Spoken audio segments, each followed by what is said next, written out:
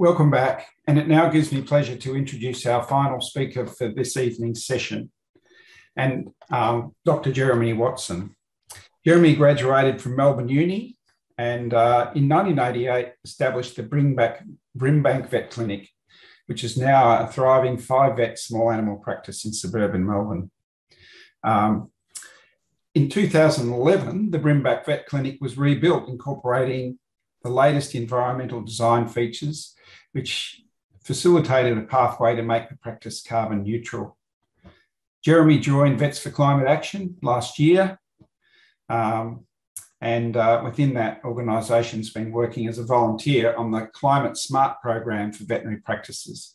So really looking forward to hearing from you about that tonight, Jeremy. Thank you.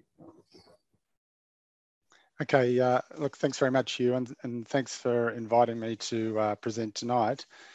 So look, my presentation tonight will explore and highlight some of the many opportunities available when you apply a sustainability focus to your practice. So first of all, I'll start with the definition of sustainability.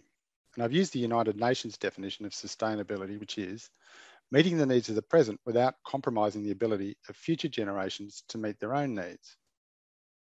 And I think we need to approach the concept of improving sustainability by looking at what we will gain, not what we will lose. Too often the public debate, especially with regards to the transition to a low carbon economy, has degenerated into a trite argument about what you'll lose if you change the status quo. And there are multiple benefits to making a practice more sustainable.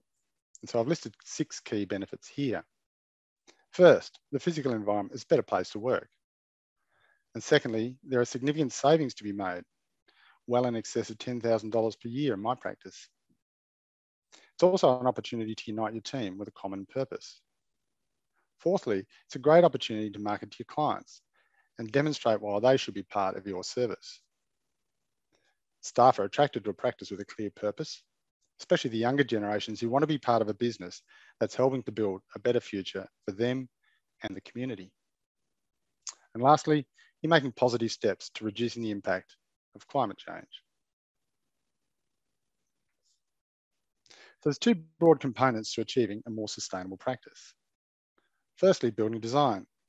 So not many vets will have the opportunity to build a new facility. But if it's done with sustainability as a core focus, there are huge opportunities. And refurbishment will also offer significant advantages. By taking advantage of existing building structures, you can reduce the carbon impact of the building process when compared to a new build. And the second component of sustainability is the team culture. Educating and motivating your team in a culture of sustainability can be done in a coordinated program being developed by the Vets for Climate Action, which I'll introduce in the second half of my presentation tonight. And I know many practices have already embarked on a process of improving sustainability. I've used examples from my own practice to illustrate some of the benefits we've experienced. The Brimbank Vet Clinic is a 5-vet small animal practice in northwest Melbourne with 12 support staff. The current premises is a purpose-built building which was constructed in 2011. When designing the building, I used the services of an architect with experience in sustainable building design. And if you do consider a new build or refurbishment, I would definitely recommend using an architect, and preferably one with experience in sustainable design and veterinary specific building. And you can see here, building a new clinic can have logistical challenges, but the rewards are enormous if you do it well. We managed to continue operating in our old building while building the new facility at the back of the block. And there were some awkward moments during the transition, but we're now very happy with the outcome. And good design offers many advantages. The user experience for clients and the veterinary team in a well-designed vet practice takes advantage of controlled natural light, fresh air, and a comfortable temperature. Management has the added bonus, of course, of reduced running costs. And good design helps to reduce workplace stress and reduce the risk of bite injuries. We spend about 1/3 of our life at work, so it's worth making it a nice place to be. For the veterinary team, especially in winter, lack of natural light can contribute to what's commonly called the winter blues. And we're all well aware of the mental health challenge our profession faces. And arriving to work to be confronted by a wall of stale air, sometimes known as the vet clinic smell, is not particularly inviting for clients, staff, or pets. And pets have a heightened sense of hearing, sight, and smell, and are often anxious when visiting the vet. So anything we can do to reduce noise with improved insulation, reduce smells with cleaner air, and reduce bright artificial lighting will all help reduce stimulation in a strange environment for a pet. Reducing stimulation will reduce the likelihood of a biting reaction, making for a safer workplace. And our operating theatre is like a sunroom and has large windows oriented to the northern winter light, making it for a nice place to be on a sunny winter's morning. And you can see here two of our team members enjoying their work bathed in the winter sun. And we also have floor to ceiling internal glass walls, and you can see them here. And it brings lots of natural light into the general work area and aids in visual communication in a busy clinic. And here you can see the winter sun flooding into one of our consult rooms. We have 5 internal consult rooms across the centre of the building, all with windows oriented to the winter sun. And clients, as we know, are often anxious when bringing their pet to the vet. So the last thing we want to do is have them wait in a windowless room with poor ventilation. So by having windows on both sides of the consult rooms, it's possible to bring the winter light all the way through to the waiting room. And you can see here, high up in the consult rooms, there's windows on either side. That's the north over there, and this is the light coming through into the waiting room. Clients, as you we also have sound absorbing material on the ceiling here, double glazing here, and we also use this pin-up board around the walls and inside the consult rooms. All are designed to help reduce noise. And there is continual introduction of fresh air into the clinic. Energy exchange units allow the outgoing air to exchange its energy to the incoming air with a minimal energy loss.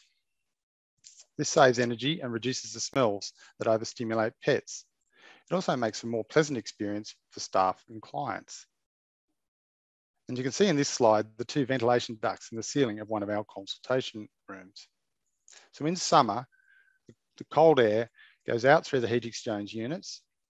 The hot air comes in separate tubes within the heat exchange units, gets cooled by the outgoing air, and comes back into the room as cool air. And these units operate continuously with low flow, and the room always smells fresh. And our building uses reverse cycle air conditioning units. We did have gas heating installed when we built in 2011, and that was considered and cleaner than using electricity from coal-fired power. However, it's now cheaper and cleaner to use reverse cycle electric systems to heat in winter. A centralised control panel means that all units can be automatically turned off overnight and restarted half an hour before arrival in the morning. Air conditioning units can't be left on unnecessarily overnight. And the heat pump technology used in reverse cycle heating and cooling is very efficient. One unit of electricity energy can shift up to 5 times as much heat or cold energy. So they do not create heat, rather they just pump the heat from outside to inside, or vice versa. By having multiple aircon units rather than one big ducted system, it means that each room can be individually controlled or switched off when not in use. And ceiling fans are a very cost-effective way and help make the room feel cool without the use of an air conditioner. We also have an automated louvre window system that can be opened to allow cross ventilation of the whole building when the weather is good. And the circles are showing the location of some of the louvre windows. The high up windows in the consult rooms allow the escape of hot air, and the lower down windows at the front of the building draw in the cooler air, and this creates a crossflow ventilation to purge the building at night in summer. So summarising some of the benefits of good design. Good design makes for a much more enjoyable and safer place to work and visit, as well as reducing energy needs and saving money. And I put this photo in to show what is possible if you want to maximise sustainability with a new build. This recently completed vet practice in Wales has been built using passive house principles. This type of construction maximizes insulation, orientation, and ventilation, resulting in up to 90% less heating and cooling compared to conventional building design. The building is super insulated, sealed airtight, and ventilation is via low flow energy recovery units. And this is a quote from the owners of the Passive House Vet Clinic in Wales. It makes a really nice building to work in. It's a healthy environment for patients and clients.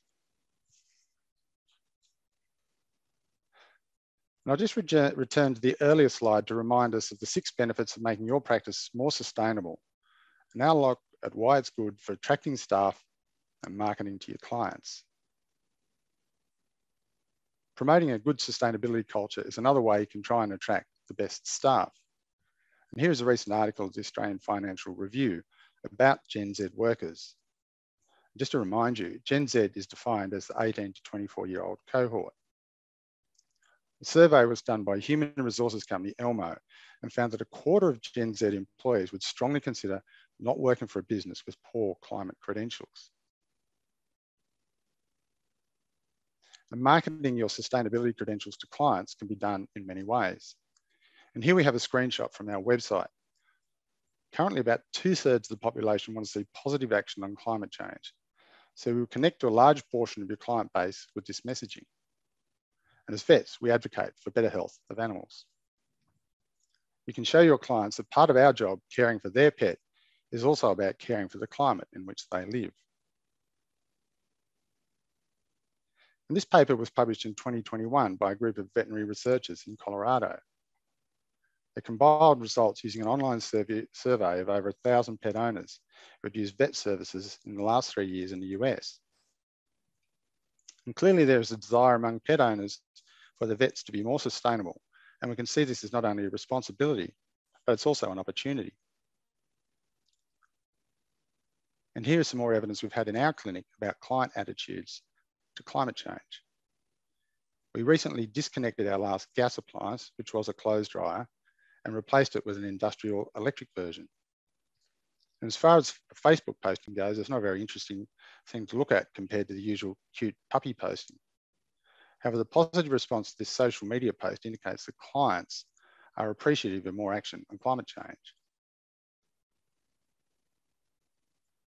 And the Vets for Climate Action was formed in 2020 with a mission, and I'll quote here, to inspire the veterinary profession to advocate for and achieve climate action within and beyond our industry. Within the organisation is a dedicated team of vets, nurses and industry professionals working on a program for clinics to implement a range of sustainability measures. And this is the Climate Smart program. Now, I know many practices have embarked on a journey to improve their sustainability, but without an overall coordinated plan, myself included. The Vets for Climate Action Climate Smart program is designed to systematically cover all the key areas of sustainability in your practice. It also provides the skills to manage the change process within your team and leverage the benefits with better team culture and better client engagement. At this point, I'd like to introduce our newly appointed permanent staff member, Dr. Corinna Klupek, who is project manager of the Climate Smart program. Corinna is a vet with broad experience in industry and veterinary education and is enabling us to accelerate the development and rollout of the program. So Corinna is your main contact in the VSCA for Climate Smart inquiries. I was only too happy to hear from you.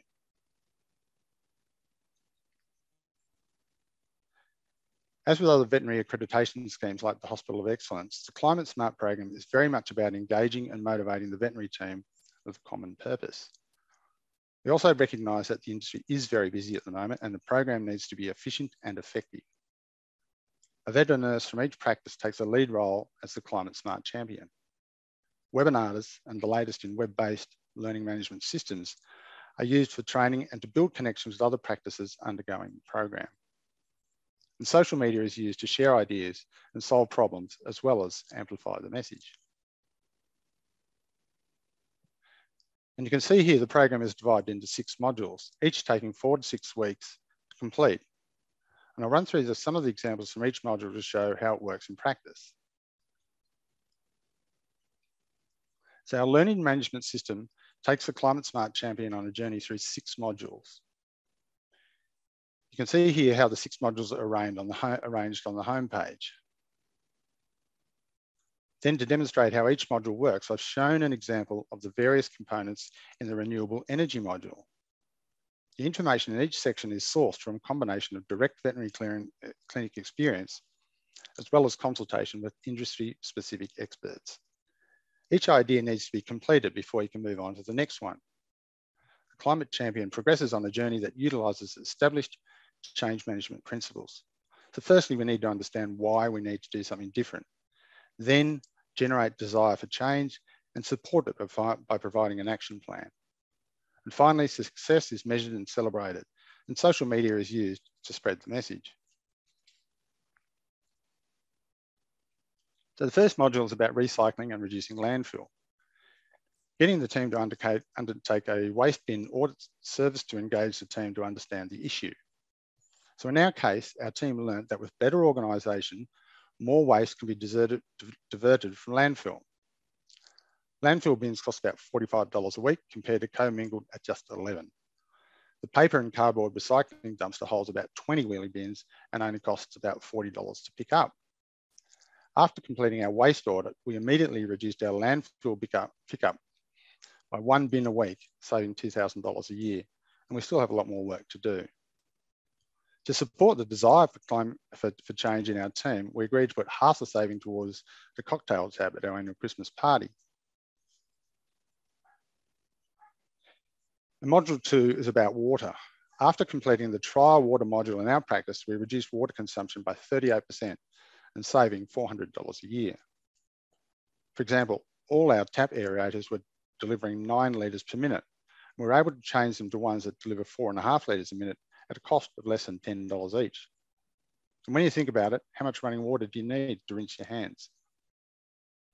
We also thought we were very sustainably clever by having a rainwater tank supplying our toilets. But our water audit found that the tank inflow filter was blocked with leaves and silt, and the tank was actually empty.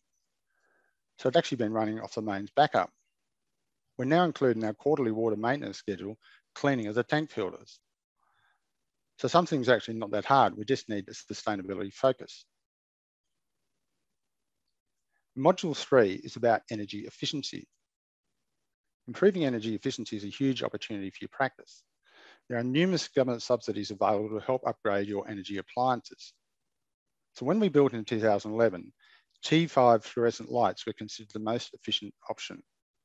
But as with gas heating, technology has changed and there are now better options. For example, you can upgrade your fluorescent lights to energy efficient LED lighting. In our case, it cost us $1,100 to install and we'll save about $1,400 a year. And the lights last about 15 years with an overall saving of about $21,000. In the procurement module, the team learns to analyse products through their full life cycle to assess their sustainability and carbon neutral credentials.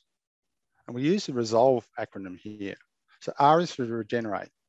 Will it break down and grow into a new product? S is for share. Do we need to own it? I mean, car share is a good example here.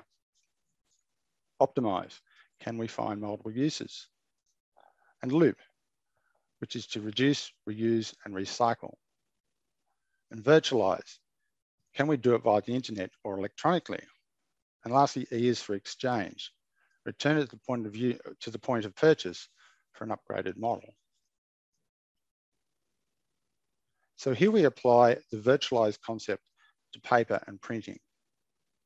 We need to print items to deliver information. COVID has taught us that a lot more client interaction can be done electronically. Do we need to print vaccination certificates and receipts? Much of this can be done electronically direct to people's mobile phone or email. Bookkeeping software such as Xero can allow much more to be done electronically. The technology is already here. Simply changing habits can save money and deliver a more convenient outcome for our clients. A procurement audit also introduces the concept of transitioning your practice to becoming more carbon neutral as you examine what products you choose, how they are delivered, how they are used, and then disposed of. For example, recycled paper is good for sustainability, but may not have a lower carbon footprint. The best solution is to source carbon neutral recycled paper. And here's a good example of regenerate. We used to have a coffee pod machine in our staff room. Once we investigated the costs, it was clear that we could recover the purchase cost of a commercial style coffee machine by not having to buy pods. And since we got rid of our coffee pod machine, everyone's very happy with the new alternative. We've reduced the cost of a coffee and doubled the quality and now only produce compostable waste. And Reground is a social enterprise that will pick up coffee grounds from your business and make it into compost. So in our practice, the change in coffee machine will save about $500 a year. Also, there's no need to do a coffee run down the street because we make better coffee in-house. Module 5 is about renewable energy. As many of you will be aware, there are significant savings to be made with rooftop solar. Veterinary clinics are ideally suited to rooftop solar as most of your power use is during the day. And in our practice, we have over 100 panels, which saves us over $6,000 a year. One of the benefits of the design of our practice is the large portico at the front of our building, which has a north-facing roof and room for an additional 18 panels.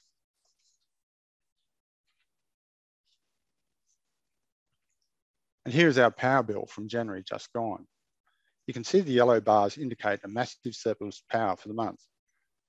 The red arrow shows that in one day there was enough surplus to drive an electric vehicle for about 900 kilometres.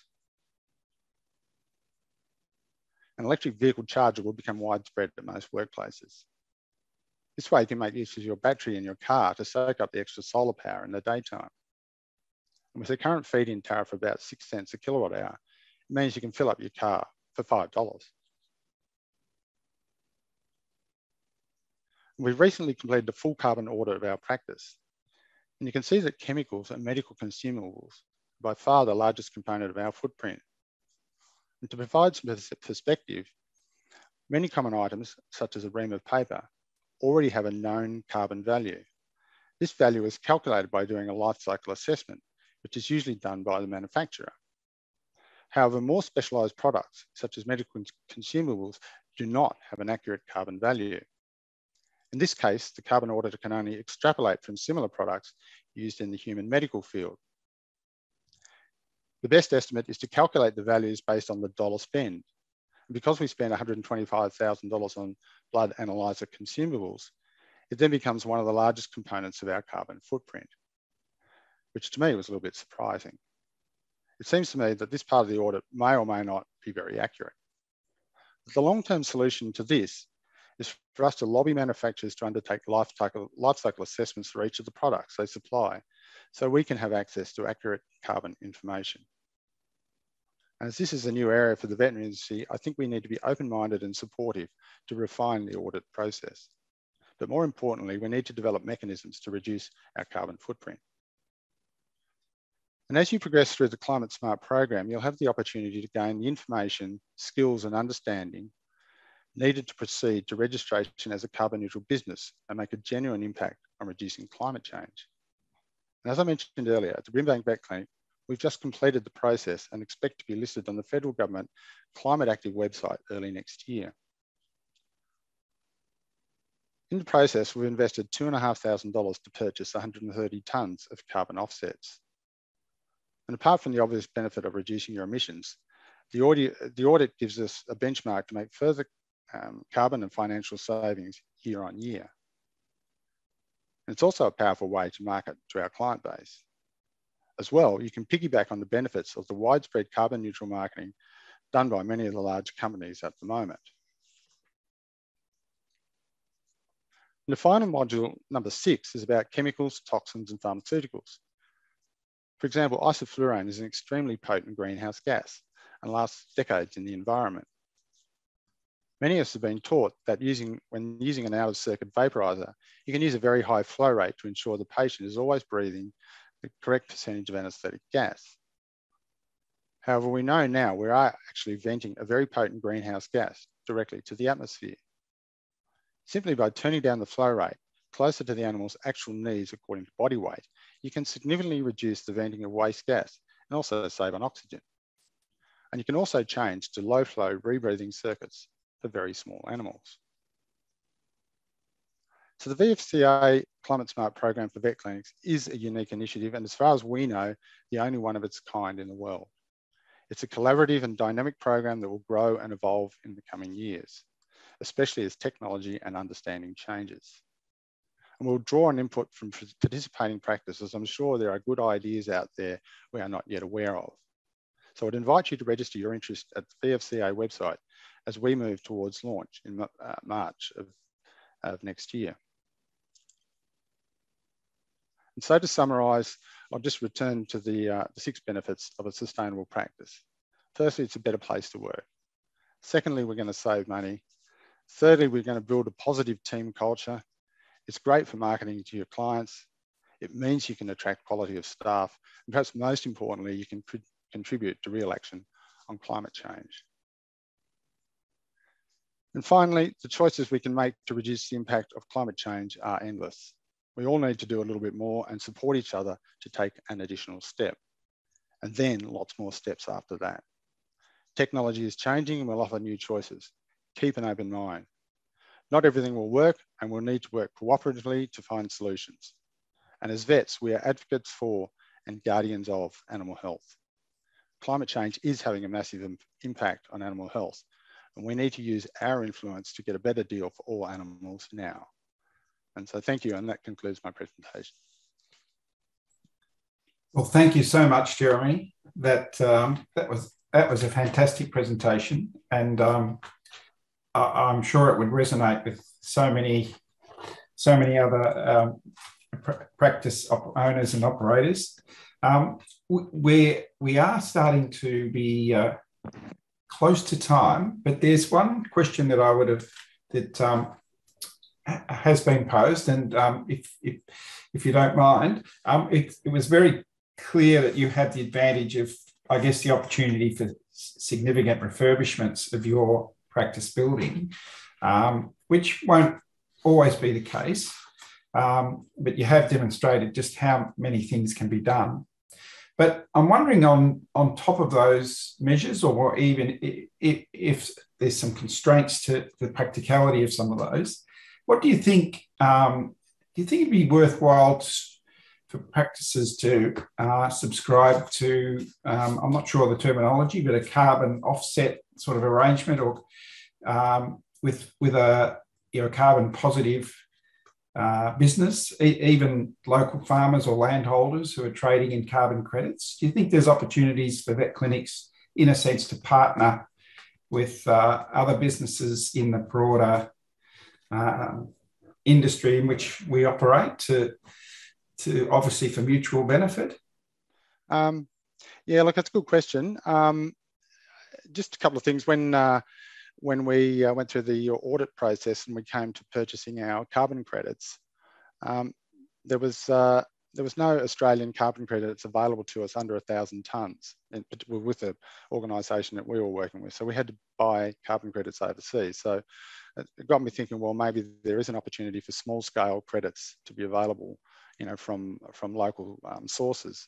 And then following that, I was having a discussion with a friend who's just finished regenerating a block of land, and mentioned to him about the potential of generating carbon credits. And he said, well, the compliance issues to get accreditation are quite significant, and they are only very doing on a very low budget, and it probably wasn't worth it. So while it seems like a good idea, the sort of the verification and certification means that, unless you're doing it on a reasonable scale, it would seem to me that it's going to be quite tricky, unless the measurement expertise improves and becomes more efficient. But yeah.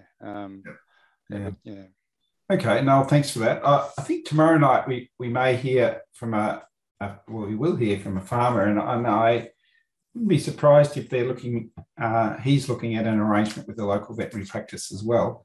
I mean, just very quickly, there's a related question, and that is whether you've managed to, or what you think about the opportunity to share resources with neighbouring practices, particularly, well, I'm thinking things like ultrasounds would cut down on some sort of consumption or maximise efficiency. Yeah, look, that's very much, you know, in that resolve acronym that I talked about, the share component. You know, I've used the car share example as an obvious one there.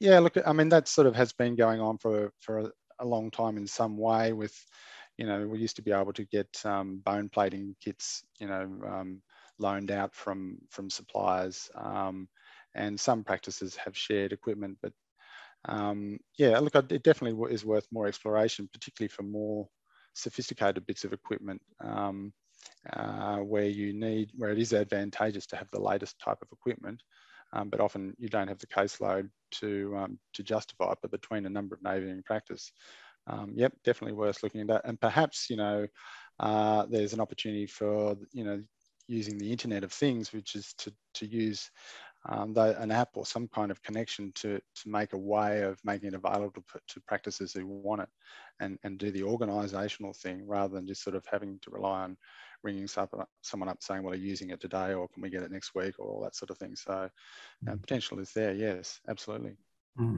Great, thanks, Jeremy. Look, I think, thank you very much. That was terrific. And can I thank all the speakers from this evening? And can I remind everybody, thank you all for your attendance, and remind everyone of tomorrow night's stellar lineup, as was tonight, of experts, where we continue the theme. Perhaps tomorrow look more at farming, agriculture, aquaculture, the red meat industry's commitment to carbon neutrality, and challenges to the veterinary sector. So thank you very much, everybody. And I will bring tonight's session to a close. So thank you and good night.